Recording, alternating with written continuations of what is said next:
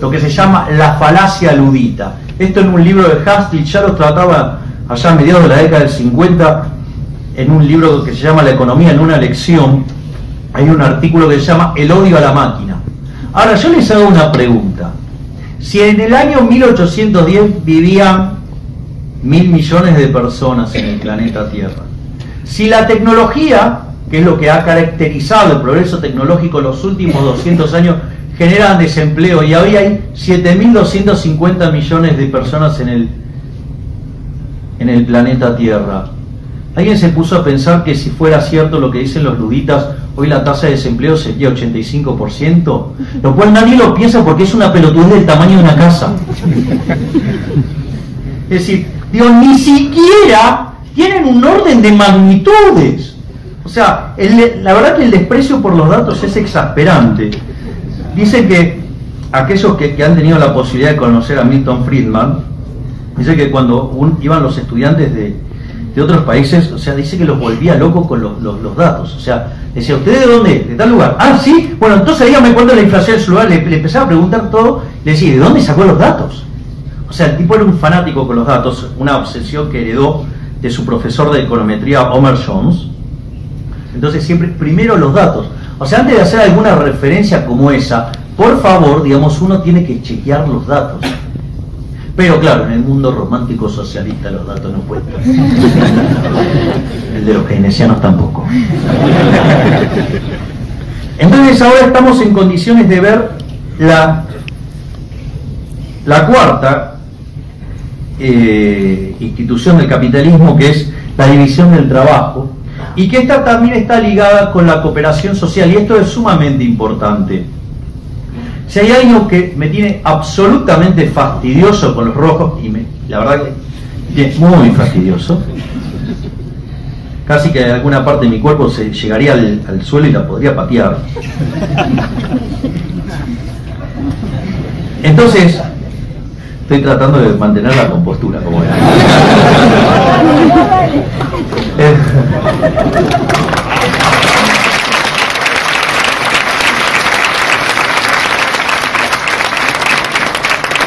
Entre el español neutro y mis slangs estoy acorralado casi, pero ¿sí? Entonces le roba todo y lo deja literalmente en traje de Adán.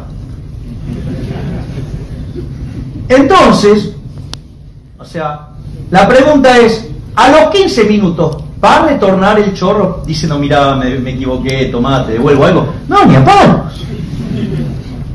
Bueno, el político es ética y moralmente peor que el ladrón vulgar, porque por lo menos el ladrón vulgar da la cara, enfrenta el costo de que ustedes puedan reaccionar, de que le puedan pegar un golpe o lo que fuera, y además es aleatorio. Saquen la cuenta cuánta plata perdieron a manos de un ladrón vulgar y cuánto perdieron a manos del fisco a lo largo del año.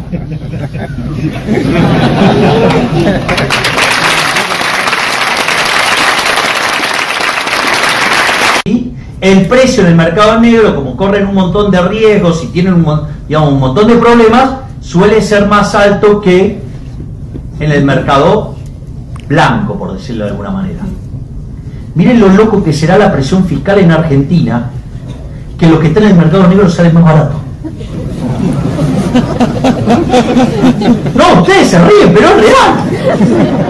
Yo sé que parece que los estoy jodiendo, pero créanme que es verdad. Es decir, llegamos a un nivel de estupidez. O sea, nosotros tenemos hoy 101 impuestos. El otro día, un diputado, casi en la categoría de subnormal, digamos, está, digamos, en una batalla, digamos, siempre agrediendo a los liberales, porque claro, les molesta. No era Kichilov, era el estúpido de Fermín Iglesias. Entonces, él tiene toda una cruzada contra los liberalotes, o sea, nos pone mote, nos trata de estigmatizar, o sea, usa los recursos del Estado para perseguirnos. Una belleza. No, el jefe de gabinete hace lo mismo, porque, digamos, mandó a uno de los que están en el Ministerio de Economía, escribió una nota agrediendo a un colega mío, conocido liberal, digamos, se llama José Luis Espert, y el jefe de gabinete se lo festejó. O sea, una cosa de loco. O sea, un funcionario persigue a un ciudadano de a pie y el jefe de gabinete se lo festeja. Ese es el estado de situación de Argentina hoy. Pero lo importante es que en el mercado hay lugar para todos. Es decir, el problema es el Estado. O sea, cuando ustedes encuentran algo que anda mal, es porque se metió el Estado en el medio. O sea, siempre tienen que buscar ahí, no al revés. Y les puedo asegurar que se van a, digamos, a sorprender la cantidad de veces que esto funciona a la perfección. Entonces, acá ya tenemos lo que son las instituciones, no, más o menos ladrones. O sea, el político ya es una basura en sí mismo. Digo, en Argentina somos los mejores, en eso no nos gana nadie. Es decir, ahí hemos perfeccionado el arte del robo como nadie. Entonces, claro, entonces ellos, por ejemplo, miran la vieja Suecia, ellos se olvidan que el estado de bienestar sueco a fines de los 80 quebró cuando tenía esa presión fiscal en torno al 75%, pero claro, ellos se masturban, ¿sí?, mirando la presión fiscal del 75%, y dicen, 75%.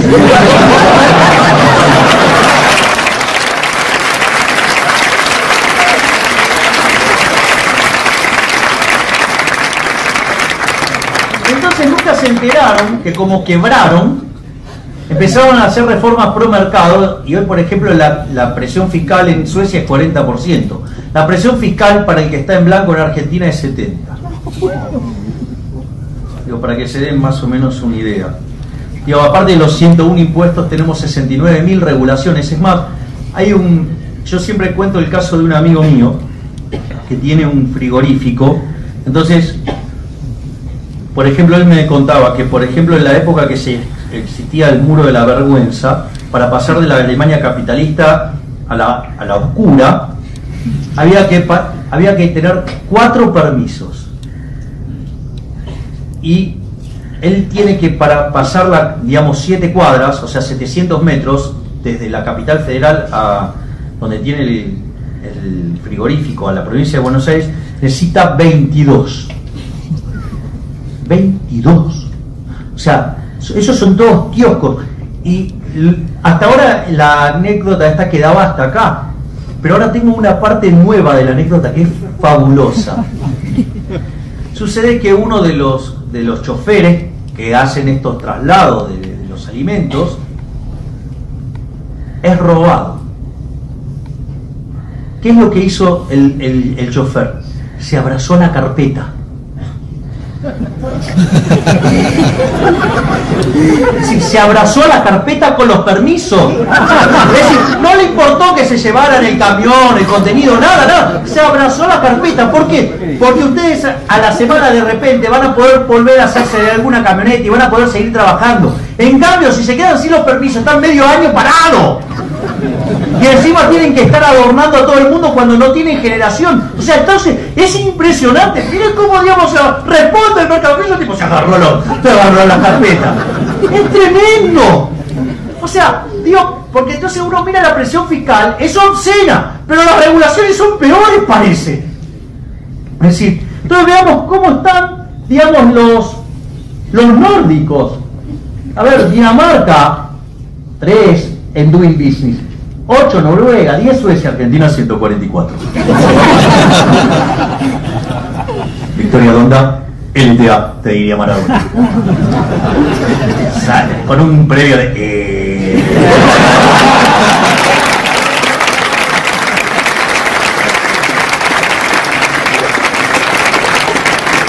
Y eso, claro, está plasmado en la libertad económica. Miren dónde está, por ejemplo, Dinamarca, Suecia, Finlandia, Noruega. Argentina, 144.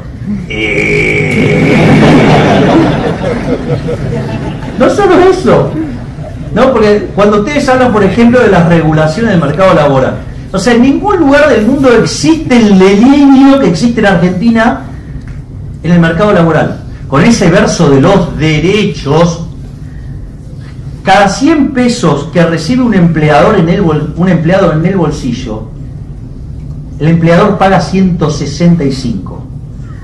Los desafíos que encuentre en un país que castigue tanto al trabajo como Argentina. Somos los campeones de la justicia social y castigamos a los trabajadores. Una cosa es bastante interesante el caso argentino. O sea, bueno, para contradicciones, digo, no me vuelvo en 3 años, o sea, sí, me pongo a contar. Pero, entonces, ahí el punto es, de vuelta, y darle color nórdico, ¿no? ¿Dónde está? No tienen regulación, digo, no hay indemnización en Noruega, en Dinamarca, en Suecia, Finlandia. ¿Se dan cuenta? Es todo un verso. Los nórdicos, o sea, salieron de la situación que estaban porque empezaron a girar hacia el mercado.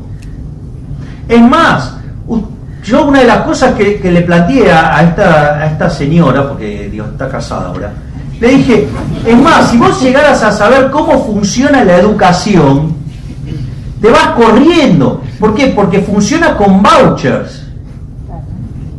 Claro, pero en Argentina la idea es... El otro día mi socio Giacomini publica un tweet sobre los vouchers. Y hay uno que le dice, mira, no sé lo que es, no sé cómo funciona, pero estoy en contra.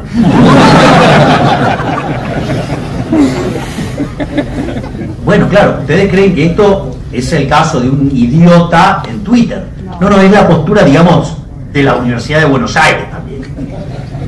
O sea, en términos dinámicos es una aberración, sino que además era asesor de Mussolini. No es joder, en serio. Y él descubre básicamente el formato de la distribución del ingreso. Es decir, esta chi cuadrado, log normal. Y que eso se daba en todos los países. Entonces, la lógica del populismo es que si entre el 70 y el 80% de las personas tienen un ingreso menor al ingreso medio, el mejor rédito político, es decir, que uno va a asumir que va a tomar el poder, ¿para qué? Para quitarle a los ricos, para darle a los pobres. ¿Por qué? Porque le están hablando entre el 70 y el 80% de la población. En Argentina está un señor que se llama Víctor Hugo Morales,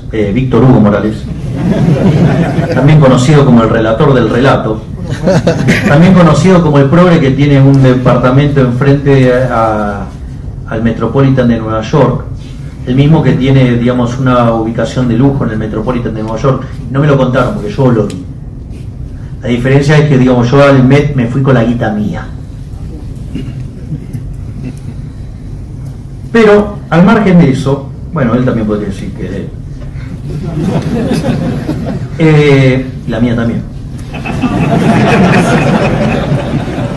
Entonces, lo interesante de todo esto es que la lógica populista, él lo describió a la perfección. Dijo, si no fuera por los medios hegemónicos, Cristina tendría que ganar con el 75% de los votos.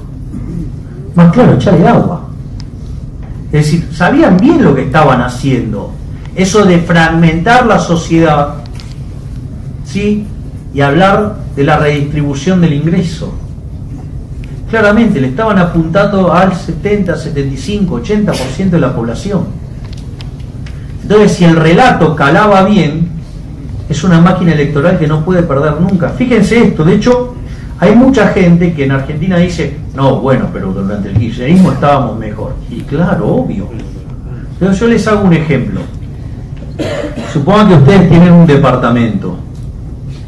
Entonces, ustedes van con ese departamento al banco, piden una hipoteca, hipotecan su departamento y se van con la plata en la mano.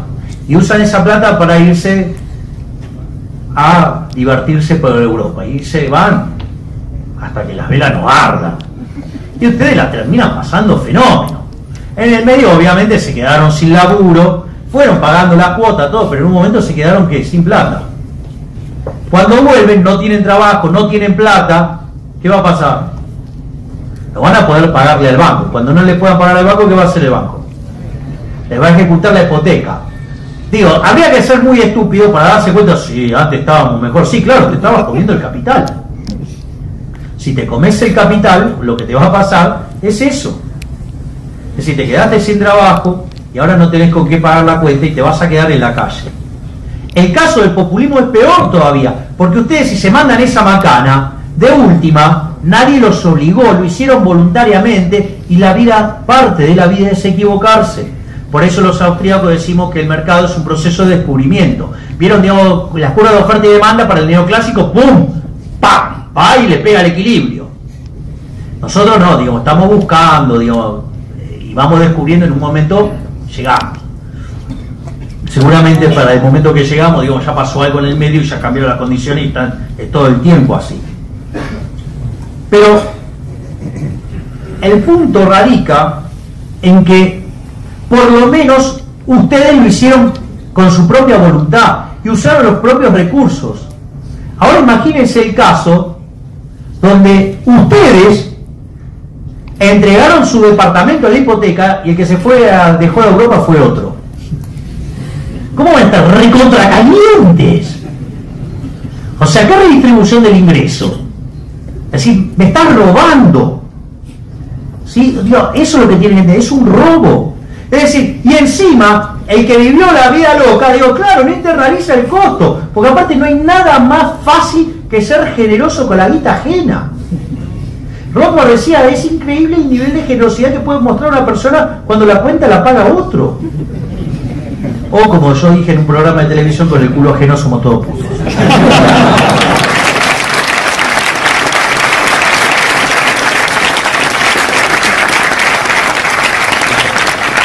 Asociado a esto, digamos, también está lo que es la visión de Milton Friedman, que Dios, no es que la inventó Friedman, digo, esto ya estaba en John Stuart Mill. Y es que aquellas sociedades que ponen a la igualdad por encima de la libertad no consiguen nada de ambos. En cambio, aquellas sociedades que ponen la libertad por encima de la igualdad consiguen mucho de las dos cosas. ¿Por qué? Porque cuando ustedes ponen la igualdad por encima de la libertad, se convierte en una sociedad de saqueadores. ¿Quieren un ejemplo? Argentina.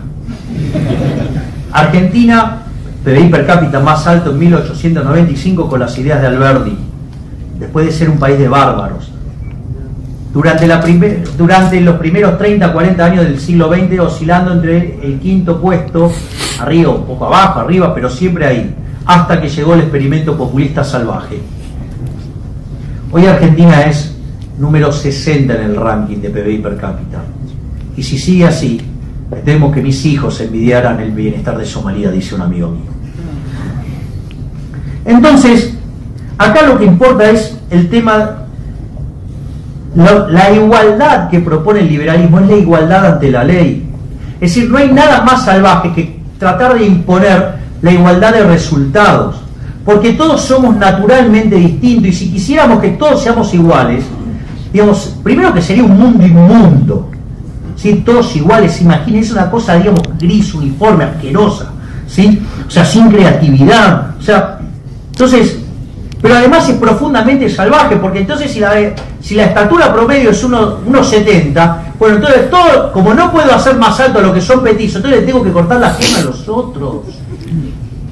Es decir, es una salvajada, es una bestialidad, y aparte, digamos, querer igualarnos lo que hace es violentar la división del trabajo, con lo cual violenta la cooperación social. No por nada aquellas sociedades que son más libres y que son abiertas al capitalismo, ¿sí?, son pacíficas, porque como decía Bastiat, donde entra el comercio no entran las balas. De vuelta, yo puedo odiarlo a él, pero lo necesito para estar mejor. No me queda otra que tratarlo bien. Mi éxito radica en que él esté bien.